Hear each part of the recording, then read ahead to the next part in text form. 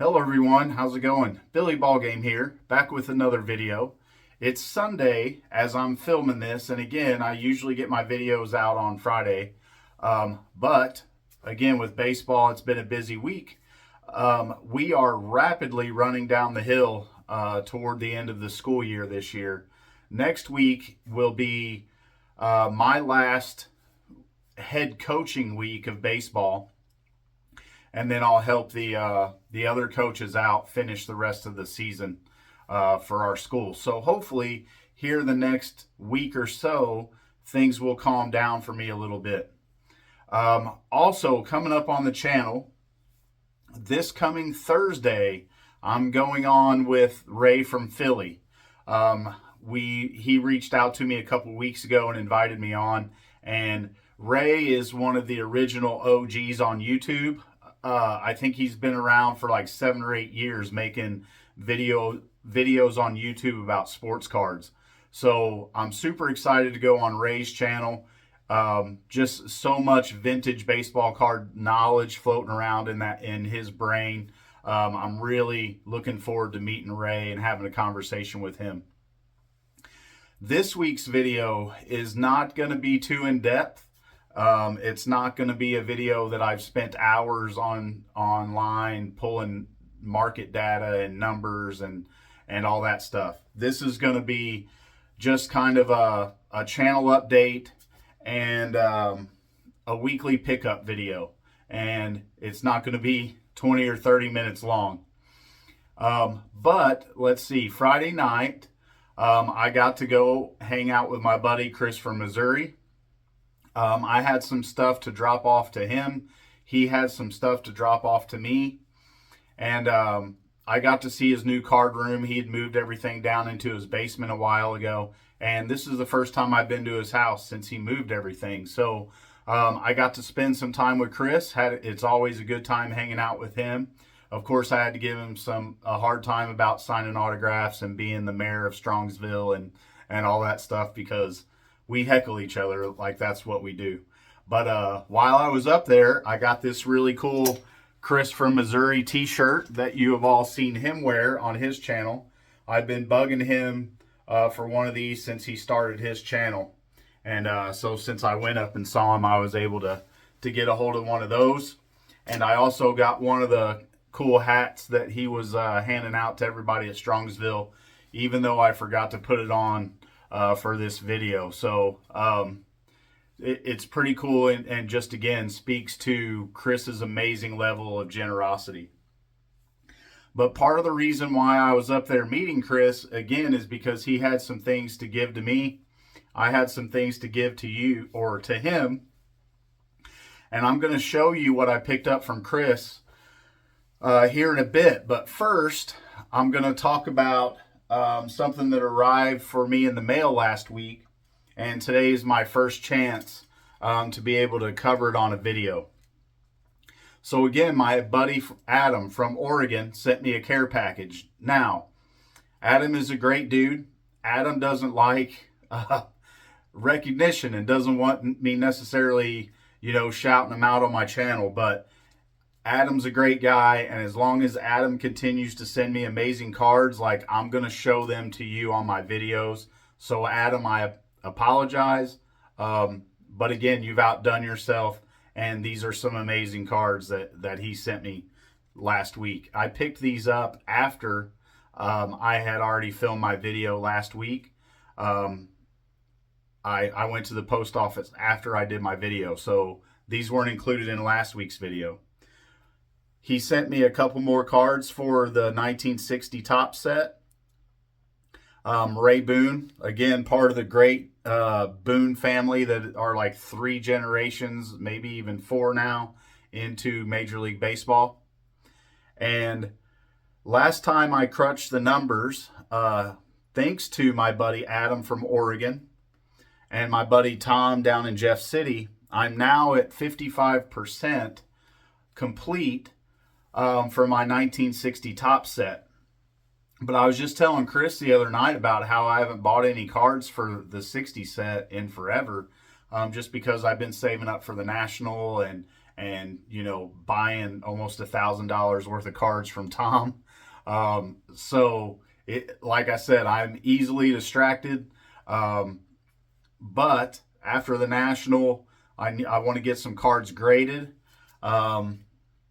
There's some more cards that I want to pick up, but I really want to start focusing on the 1960 set. I still need Hank Aaron's regular card. I need Sandy Koufax's regular card.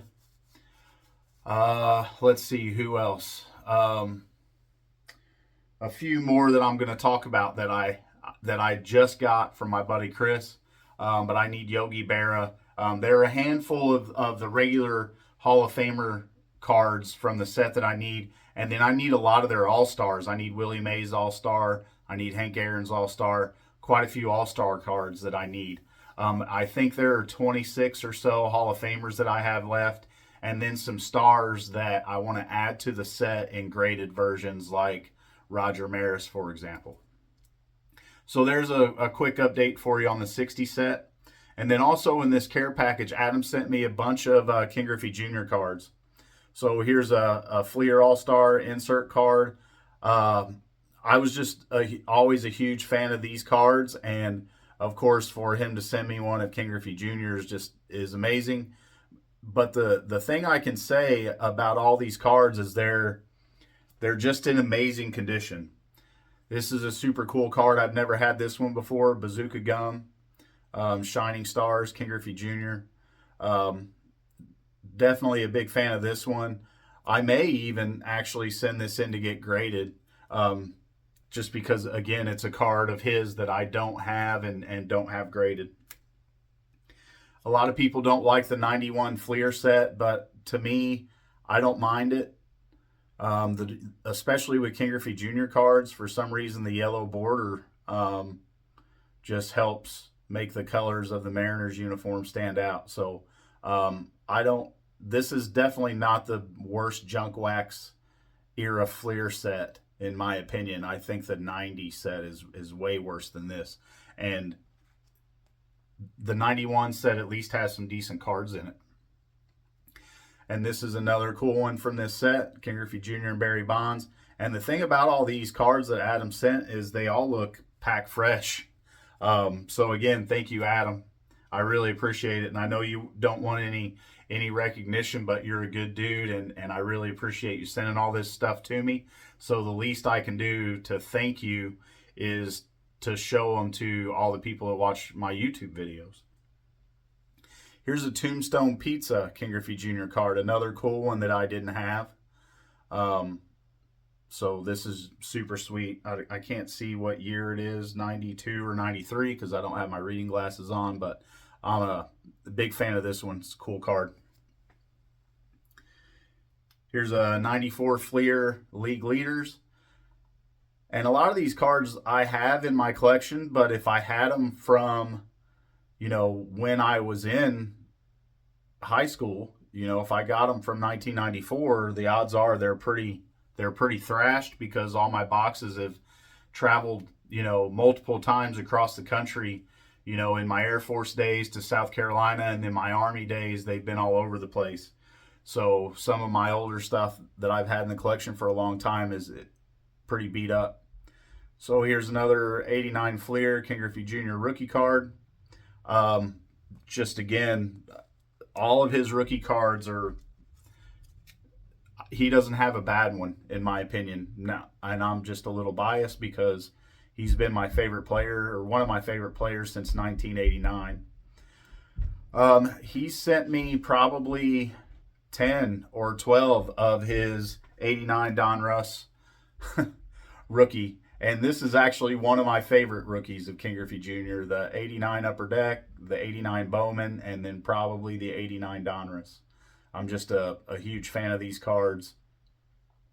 Just with how the color matches, you know, fades from blue to purple, kind of lines up with his uniform, and then the rated rookie. I've always loved these cards. And here we have a few hockey cards he sent me. Here's a Curtis Joseph, one of my favorite Blues goalies of all time. Curtis Joseph not in the Hall of Fame, but has, I think it's over 400 wins as a goalie, and I hope he makes it there eventually. But this is a 95 Fleer insert set. Netminders, cool card. Here's one of the OG Pro Set Brett Hulls. This takes me right back to 1989 for sure, and some of my first hockey cards that I ever opened. Here's the 50-50 Club, 50 goals in 50 games with Mario Lemieux and Wayne Gretzky. Some of the early roots of Upper Deck Hockey there. That's like the second or third year they made Upper Deck Hockey. And here's an OPC Brett Hull in really good condition. I have this whole set in tops, but this one is in really nice condition, way better than my tops Brett Hull. So I may get that one graded at some point. Here's a Pro Set All-Star of Brett Hull. Or no, actually this is Goal Leaders. But again, just a cool card of the first year Pro Set. Here's his All-Star.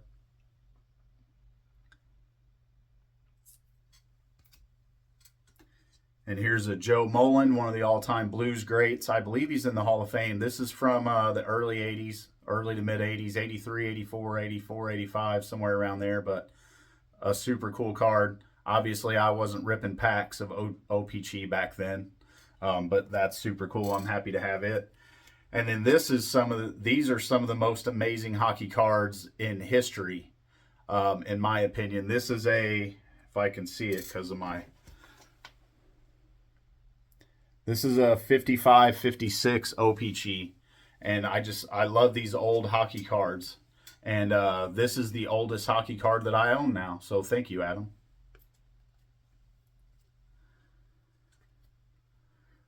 I believe this is 79, 78.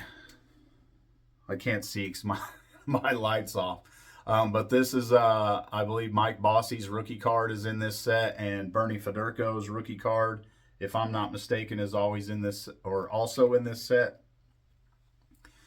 Big fan of the hockey cards from the 60s and 70s, just again because I wasn't opening any of them back then, and to me they always had a certain air of being out of touch, that, you know, something that I would never be able to get a hold of. So it's super cool to get a hold of some of those cards, and I may eventually, you know, branch out into vintage hockey. Like, I need more cards that I want to add to my collection.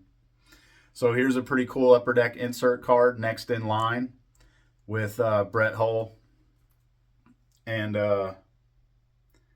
Patrick Poulin. Unfortunately, Patrick didn't pan out, but Brett Hull sure did. And this is just a super cool card. Now, this card was one of the OG Pinnacle inserts, the Pinnacle masks, and I thought these were super cool. And so this is Curtis Joseph's mask. And I just remember thinking how cool these were back then. And they were actually kind of hard to get a hold of. And so this is an awesome card. Thank you again, Adam. Here's Slava Fetisov, Hall of Fame defender. Unfortunately, his career was cut short due to, I believe, an automobile accident that left him paralyzed. But he was a great defender on some really good Red Wings teams in the late 90s, I believe. Here's a Modano. I think this is probably his rookie card, if not his second year for Bowman. I believe it's his second year. And then here's a back-to-back. I think it's, I don't remember what this signifies. I don't remember off the top of my head, but a super cool card with Brett Hull and Wayne Gretzky. And then here's a really nice 78 Topps Lou Brock. Just again, all these cards that he always sends are in amazing condition. This one is super sharp. But it's interesting. Lou Brock is definitely starting to show some signs of his age and the longevity of his career in this picture. He's probably not stealing 100 bases anymore at this point. But again, just a super cool card. If I remember right, this is his next to last year card. I think 79 is his last card. He may have one in 80. But it's cool to just see how young he looks in his 62 Topps rookie, and then how wise and experienced he looks in this one. So kind of just shows the longevity of his career from really start to finish. Here's a Dan Dierdorf, a vintage football card, which I don't have many of these. Dan Dierdorf, one of the all-time great St. Louis football Cardinals in the NFL Hall of Fame. Just a staple in the St. Louis community. Owned a restaurant for many, many years. Just an amazing player, an amazing guy in the St. Louis community. So here's a Hi-Fi Futures Bowman of Jordan Walker, who unfortunately just got sent down to AAA. Hopefully he won't be down there for long. His defense has gotten a whole lot better in the big leagues, other than the unfortunate incident with Dylan Carlson this spring that led to Dylan Carlson's trip to the disabled list. But him, with so many other Cardinals, he just really wasn't hitting. And the Cardinals lost to the Mets today in extra innings. If they would have won this game, it would have put them back to 500. But they lost. So now they're 2 games under 500. I think they're 13-15 now. Here's Yadi Molina. Awesome card here. Love Yadi. I think he's a future Hall of Famer. That's numbered to, I can't see that because it's backwards on the card and it's so dark in here. 350. I guess a magenta parallel, magenta sparkle or something like that. But this is going to have Yadi's complete career stats on it. So that's super cool. 86 Donruss. Ozzie Smith. This one is way nicer than the Aussies I've gotten out of the box that I bought, and then the set of 86 Donruss that I bought for Tom, or from Tom. And I need a graded version of this for my Aussie run. So I may at some point, if this looks like it's going to grade as an 8 or a 9, I may get this graded to add to my run. And then here's a Donruss 3000 Hits Club, Carl Yastrzemski. And Carl Yastrzemski is one of my favorite, I would say, non-Cardinals of all time. Him and King Griffey Jr. Obviously, King Griffey Jr. was never a Cardinal, but big fan of Carl Yastrzemski. So again, thank you, Adam, for those cards that you sent. That's amazing, and I can't tell you enough about how I appreciate it. All right, so next, I have some very interesting cards here that Chris and I's buddy, Brent Cooper, I call him Coop, he went with Chris to Strongsville. But he also went with us on the first day to help out with the basement collection. And Coop is a huge fan of the Crane potato chips cards. Now, these are from 1976, which is the year after I was born. Excuse me. And he got a whole lot of these from the basement collection, and I think he has 2 or 3 complete sets of these. And I had never seen them before. I think they're super cool. And I guess these are just extras that he had of the Cardinals. So he gave them to Chris to give to me. And thank you if you're watching this video, Coop. I really, really appreciate it. These are super cool. So there's the Mad Hungarian Auerbach. Here is Hall of Famer Ted Simmons.